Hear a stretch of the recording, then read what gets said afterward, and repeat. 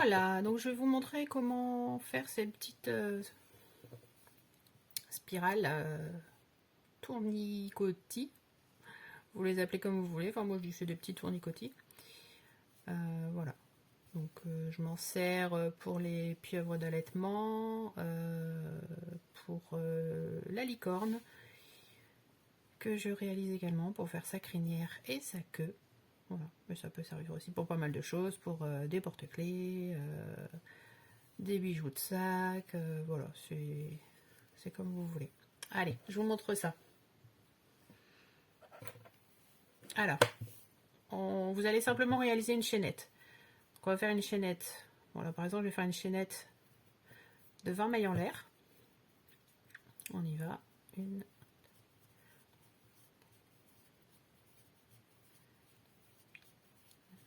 10.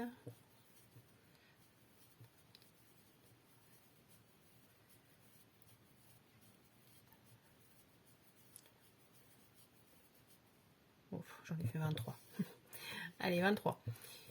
Alors en fait c'est tout simple, donc vous faites des mailles serrées, vous pouvez faire des demi-brides aussi, des brides, c'est ce que comme vous voulez. Bon là c'est un fil qui est quand même assez épais, donc moi je fais des mailles serrées.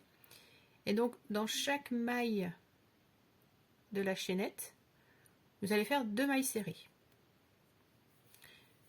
1, 2. Donc pareil, comme le fil est très gros, j'en fais que 2. Mais on peut aller sur 3 ou sur 4 et comme ça le tournicotis sera beaucoup plus serré, beaucoup plus tourné. Mais là avec un fil comme ça, c'est un fil chenille, 2 c'est largement suffisant. Et faites bien attention à toujours garder votre chaînette dans le même sens, à toujours piquer de ce côté de la chaînette, parce que si à un moment vous vous mettez à piquer de l'autre côté, ça va pas du tout ressembler à ce que vous cherchez. Ça, voilà, ça va être tourné un petit peu dans tous les sens et ça ne tournera pas correctement en tournicotis. Alors, on continue. La maille suivante, on fait toujours 2 mailles serrées. 1, 2.